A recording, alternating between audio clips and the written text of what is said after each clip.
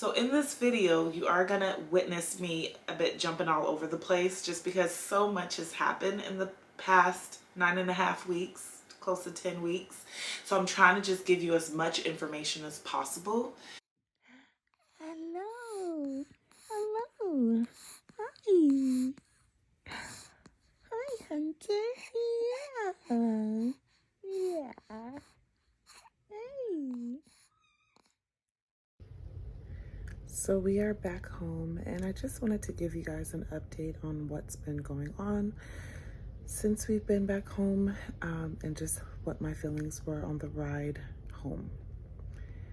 So we got discharged from the hospital. We stayed there for about 36 hours, got discharged morning around 10:30, and I was having a bit of mixed feelings. I knew that at that time my blood pressure was looking very good. I was very happy about that. But on the ride home, I was just feeling very anxious because, again, this is something I've never dealt with before. And even though home is my comfort zone, I don't feel safe there if my blood pressure is super high.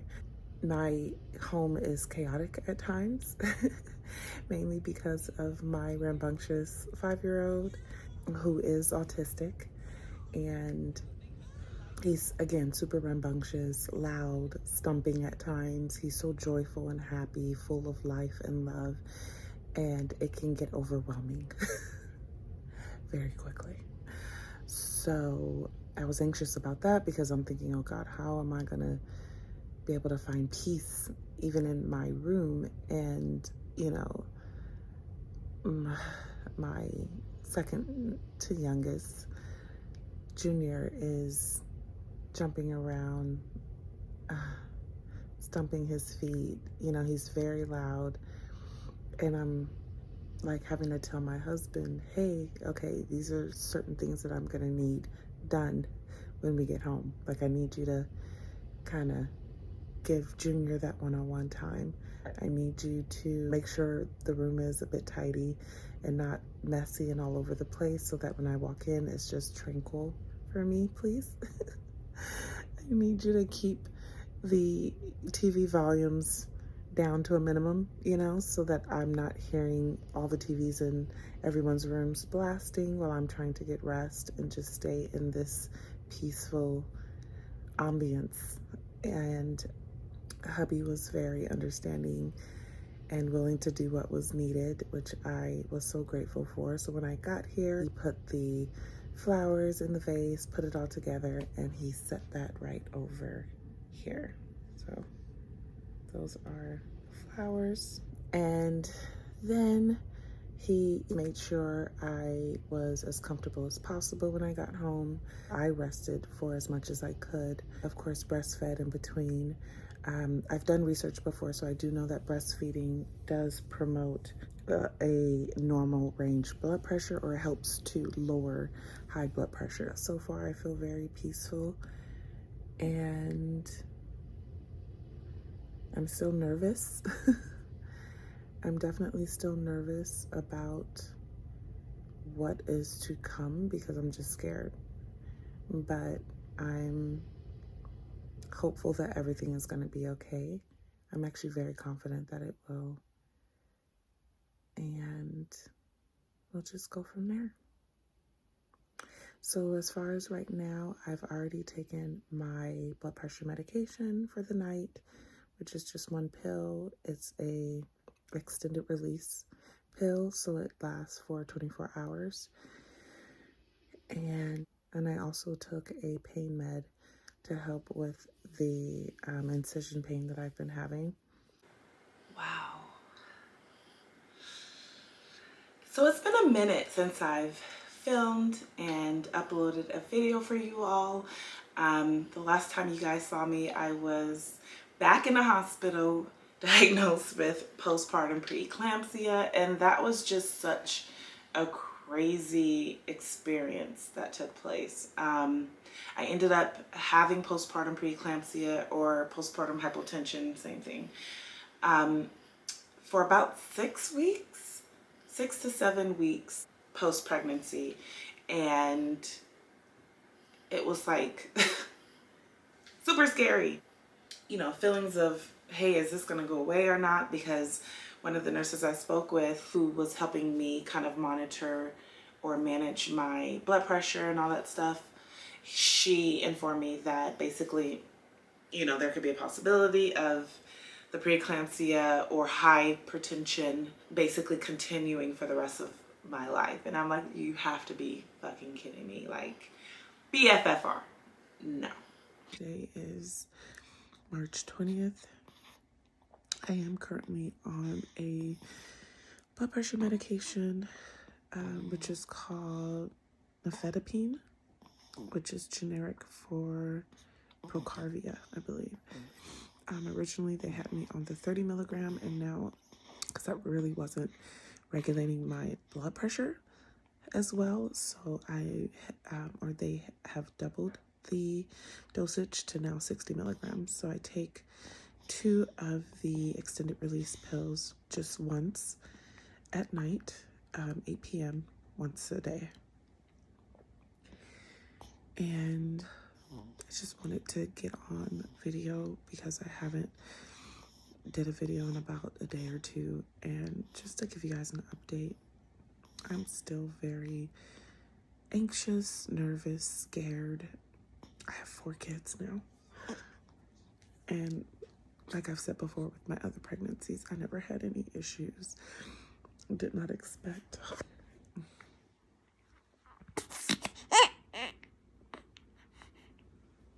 Somebody's waking up. But I did not expect anything like this to happen. My boobs are huge, guys. They're literally bigger than my baby's head. But in any event, so I've just been crying kind of sporadically throughout the day today. Even though I do feel good physically, I still have the, of course, incision pain from the C-section and everything, but overall, I do feel good. I've been also taking walks each day. I have a little bit of swelling in my face still, which I'm hoping will go away soon, but I've lost a total of 20 pounds already. I gained a total of 50 throughout the pregnancy, so I've already lost 20, have 30 more to go. And I'm just trying to stay positive. What scares me the most is me possibly having to take medication for the rest of my life, which I don't want to do. Again, I've never had issues with my blood pressure at all. I'm 39 years old, and I just had a post-op phone appointment with a nurse. You know, I was just trying to ask her what the timeline would be regarding when all this would be over and done with, and she brought up the fact that my hypertension, chronic issues, which is the pre-eclampsia, could last well beyond my postpartum recovery period, over 6 weeks, and it could be something that's permanent. And I just broke down and cried because, y'all,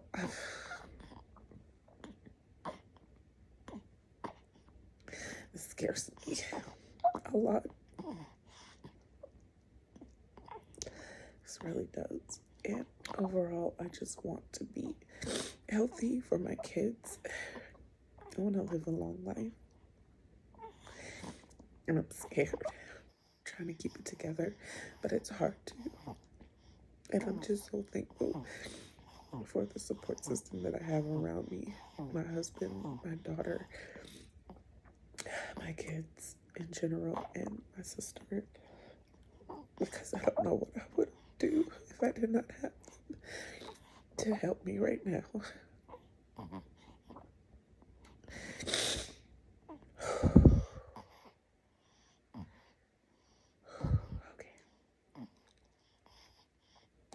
So I have a post-op appointment with my OBGYN on Wednesday, which I plan to take you guys to.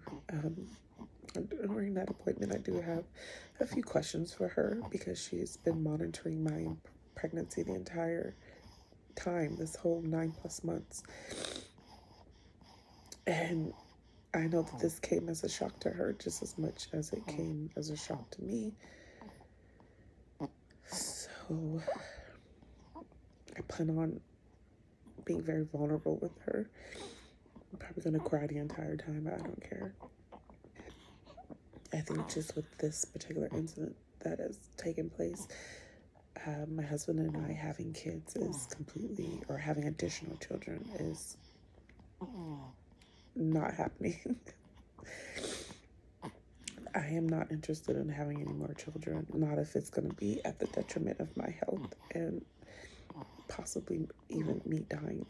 I think we're good with Hunter, and I'm just ready to live and travel the world and finally buy a house. Do all the things that I have goals of doing and completing. But I just wanted to come on here and be vulnerable with you guys because I'm not Superwoman at all. I'm far from that type of character. And I'm just very thankful that I've had people advocate for me during this time. I'm thankful that I went to the doctor when I did. And I just want to be healthy and I want to be safe. And I don't know. I'm hoping that this video, along with my other videos, will give someone inspiration out there. To not ignore your symptoms that you're having, especially postpartum after having a baby. Go to the hospital if you don't feel right. You know, if something feels off. I know that on the 3rd or 4th day of me having the postpartum preeclampsia after I was discharged the second time from the hospital, I did feel like that out of body experience to where it was like I wasn't myself, you know. I just didn't feel like I was in my own body, if that made sense. I'm sure it doesn't make any sense at all, but I didn't feel right. But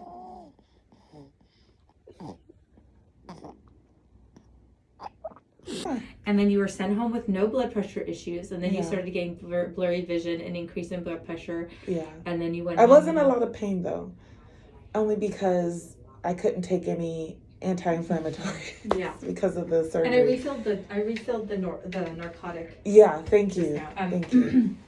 And then so postpartum preeclampsia happens sometimes a lot delayed. Some people have had totally normal courses get it. So it happens. Is it higher in women that are of African descent? Yeah, for sure. And so that's the aspirin was there to prevent that from happening, but it definitely still happens. Yeah. And so it's not a normal happening, but it's not uncommon. Yeah. But I think I totally agree, because the second time at the hospital, your blood pressures were really high and you had symptoms. And I think that's the thing. A lot of times what happens is people's blood pressure goes up, but they don't have symptoms. Yeah. But you had vision changes, headaches, and the things like that. So it made complete sense to me that they kept you. Yeah. And then sometimes we need to titrate the medication. It'll be fine for a little while, and then we and then it's still usually elevated. If it's fine now, it's stable, but we're gonna keep checking it.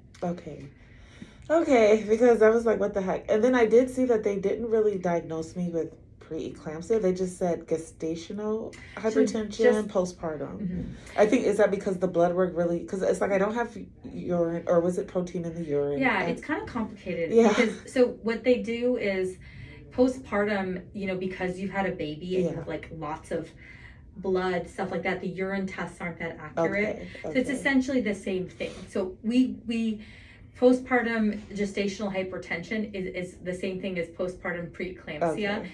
It's considered given that you had to get IV hypertensive and you had symptoms, your labs were fine. Yeah. Okay. I think it still counts as preeclampsia. Okay. But to be honest, what the difference is it just matters how we treat it. We treat it the same. Yeah. And even though you're done, if you have another baby, I don't know. I think you're I'm done. No, it's too scary. It was beautiful during the being pregnant, but having to deal with that was super scary. Yeah, it's super scary. Yeah, So I had to check my blood pressure each morning and each night. And the cool thing about Kaiser, I'm sure other hospitals or medical clinics do this as well, but I love Kaiser because they have a team of nurses who I can call at any time of the morning, noon, or night, y'all. I've called these nurses at like 2 o'clock in the morning when I was anxious about something or my blood pressure was a certain number or anything like that, and they answer, and they're very just supportive of you. They basically have it to where a nurse will call me each day at whatever time I want them to call me so that they can collect, hey, my blood pressure numbers for that day, for the day before. And then if I need to contact them, I can contact them at any time. And I really that gave me such a sense of security. And I just really liked it. I loved it. That was amazing. So it's been 13 days since I've had Hunter, and it's been 7 days since I was diagnosed with postpartum preeclampsia. And I just want to show you guys my blood pressure readings, just to give you guys an understanding of what's currently going on, what my readings are at right now. And I'm kind of feeling hopeful because they're slowly going down. So that's giving me some hope that hopefully this postpartum preeclampsia is slowly going away. I'm going to get back to my normal self soon. It's keeping hope alive for me, y'all, because I've been super scared and just really wanting all this to be over and done with. So I'm just going to click on this memory button right here because I go ahead and I save everything. And I just want to show y'all, this is from today, my reading from today, this morning, and then this is from my reading from last night.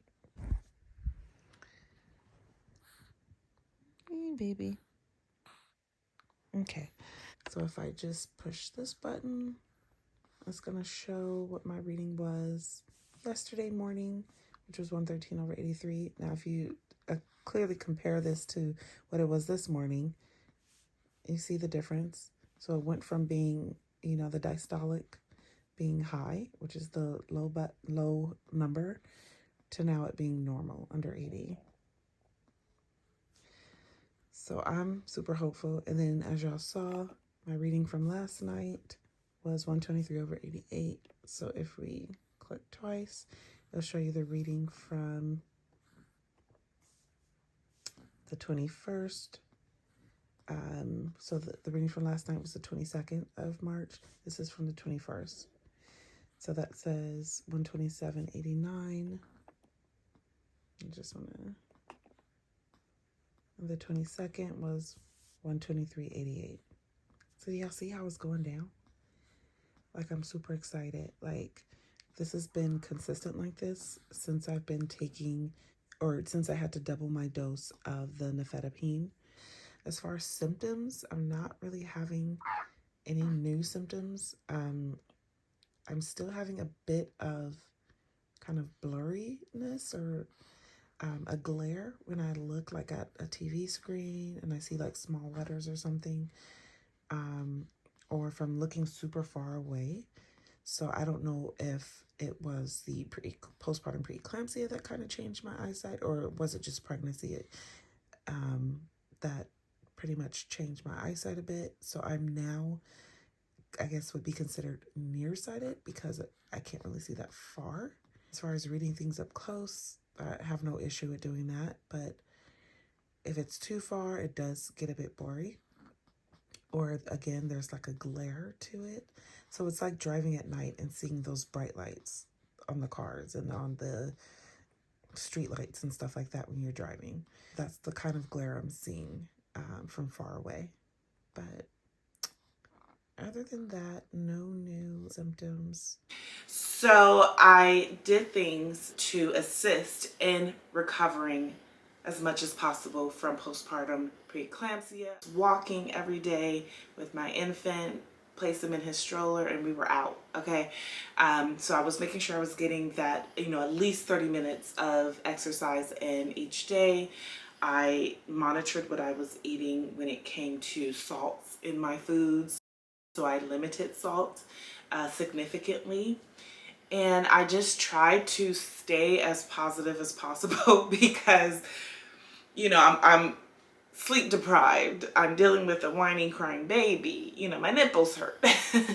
It's like all these things are happening, and I know my body is just going haywire. I know that I'm not even in the right mental state, to be trying to recover from postpartum preeclampsia. It's like I'm barely getting rest and sleep. In the beginning, when Hunter was here, I was only getting about 4 hours at most, 3.5, 4 hours of sleep, constant sleep or continued sleep throughout the night. And then of course I'd have to wake up, feed him, change him. Then I would probably get about an hour and a half after that. And then I would be up for the rest of the day because I just could not sleep. I know a lot of people say or give advice, especially those who don't have children, are like, oh, you should just try to get as much rest as you can. When the baby sleeps, you sleep. For a woman who has 4 kids, y'all, okay, my second to youngest is 5. There is no sleep when the baby sleeps. That is not possible. Like, I have a rambunctious 5-year-old son, and I'm constantly having to also watch him, make sure he's not getting into stuff. And there was just no way for me to get sleep when Hunter was sleeping. When he was sleeping, then I was able to then wash my ass, right? I was able to tidy up the house, actually eat, because when he's up, I was not pretty much eating or anything like that. So yeah, for those who are out there giving advice and saying stuff like that, please don't do that. Don't do that. It's been 9 weeks, almost 10 weeks since Hunter's birth, and he's now, oh my gosh, wow. He'll be 2.5 months on Thursday of this week. Last time we went to the doctor, we saw his pediatrician, and they weighed him, also checked his height, all that stuff, and he got, I believe, 4 shots. Poor baby. But he is damn near 14 pounds. He was 13 pounds, 12 ounces, y'all. So, wow. I mean, the breast milk must be doing something. I did go and see my own doctor, my PCP, medical professional doctor, and we did some blood tests. I ran through a list of things I wanted to discuss with her regarding my own personal health and what was going on with me.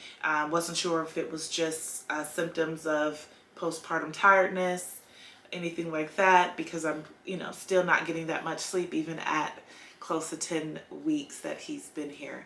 So she did do some blood work on me, and come to find out, I am also pre-diabetic. It's like, why? Why, universe? I don't understand it. I really don't understand it. Because literally back in December, I was 7 months pregnant in December.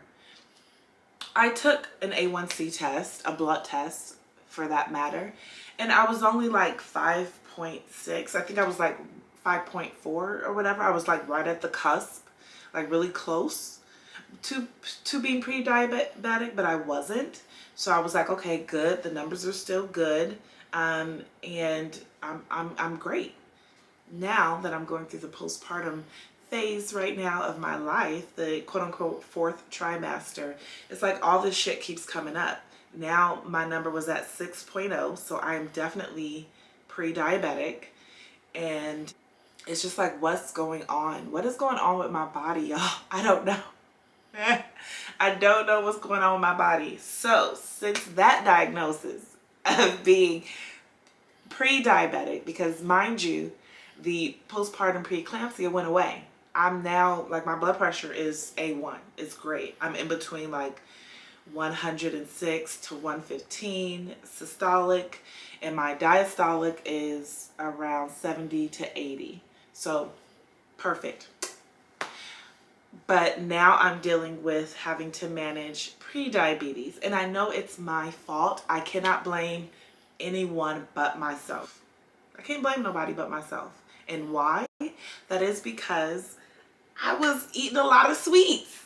You know, it's like I even advertised to y'all about getting that Powerade drink to help with electrolytes and to boost your energy and shit. And that has like 30 something grams of sugar in it. And it's like I was not counting my sugars. I just wasn't caring. I was at Starbucks every other day.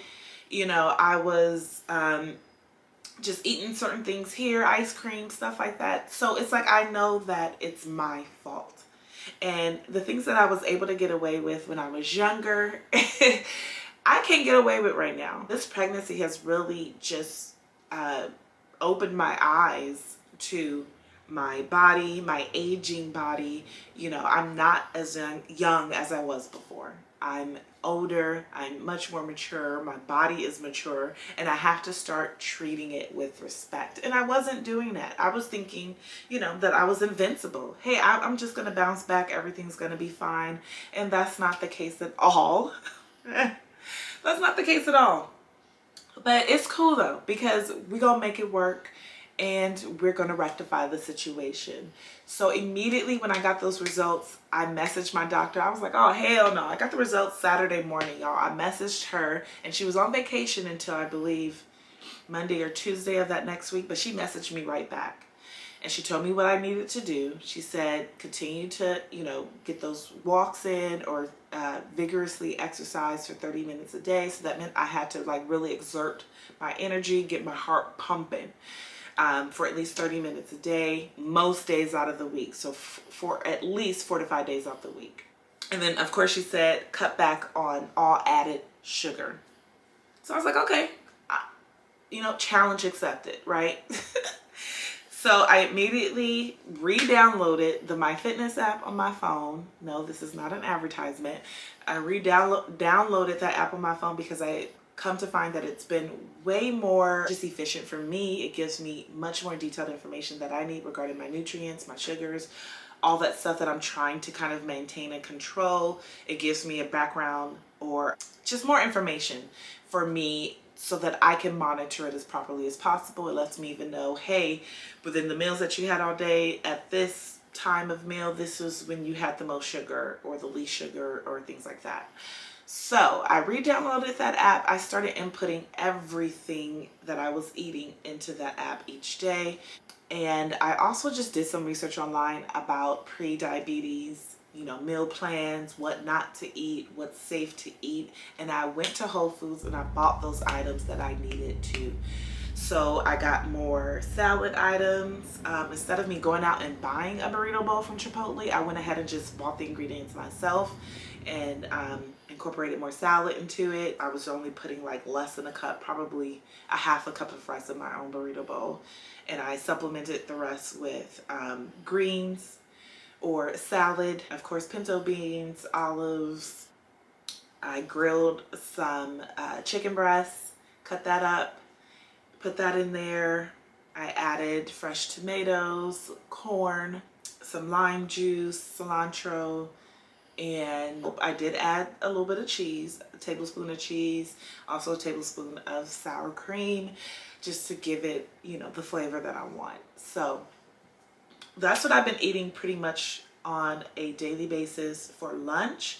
For breakfast, I've been sticking to my vegetable omelet. I did add a few days ago just some uncured turkey bacon, which I chop up, put into the vegetables while that's, you know, cooking or sauteing. Then after the vegetables and everything is done, I add some spinach, let that steam on top of the vegetables. And then after that, I add in my egg mix, you know, let that cook, scramble it up a bit, top a little bit of cheese on top, and eat it. It's the best. And for dinner, that's kind of changed a bit, of course, because I have kids. So, you know, me figuring out what they're going to eat for dinner versus what I'm going to eat is, you know, always different. So dinner pretty much fluctuates, but I always make sure it's has minimal sugar in it, including I'm also watching carbs as well and calories. So within the MyFitness app, it does kind of give you a threshold about of how many calories you should get a day. So I literally just make sure I stay within those calories. If I go over, it's probably less than 100 calories over that I'm going, but I try to stay within that amount of calories that they give me each day. And I think I'm currently at like 1,700 calories a day. And since doing this, which it's been, what, since Saturday? So today is Wednesday, so it's only been 4 days and I've already lost 5 pounds.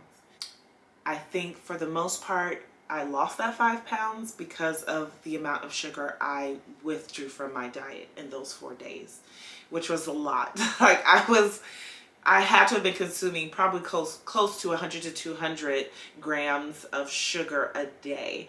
And then once I got that news about being pre-diabetic, I literally shortened it to around 40 to 20 grams a day within that 4 days.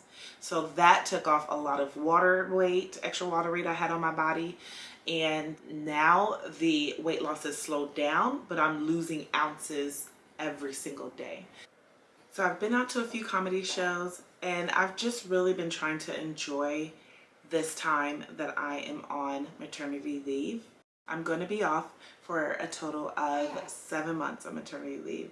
So I literally have until the beginning of September until I get back to work. And it's currently, what, mid-May. So I've scheduled several family trips that we're going to be taking during this time. We're going to go to Yosemite, take a road trip up there, and we're also going to take a road trip down to Disneyland specifically for my second to youngest, my 5-year-old, who will then be 6 at that time. But it's basically for his enjoyment. And I'm still trying to set up some trips for me and my girls, probably to go to Houston or Atlanta, do something fun. And I really wanted to take an overseas trip, just my daughter and I, but I'm thinking we're probably gonna wait and do that earlier next year. Hey. Hey. Hey, love. Hi. Got some crust in your eye. Yeah. So this is Hunter with his big self. You're so precious.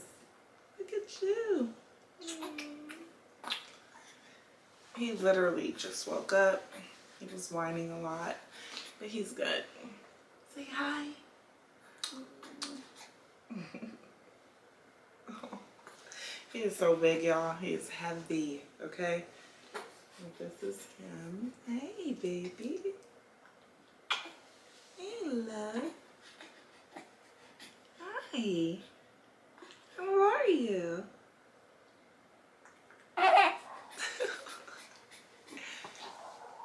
Oh, and you just threw up. Okay. Oh, no. Oh, yeah. Yeah. Just clean that up. You want to say hi? Yeah. Wait, who's that? Who that is?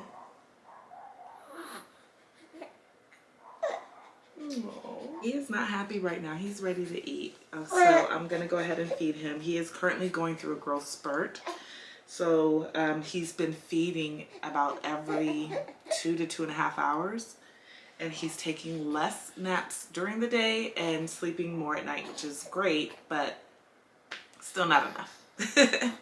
So one thing I've learned, and I'm currently pumping right now, including feeding Hunter, but one thing I have learned just throughout this entire process, y'all, is just to give myself grace and to allow my body to heal on its own when it's ready to, how it wants to. One thing I did do consistently after having Hunter was I continued having my prenatal, or now it would be considered postnatal or postpartum massages.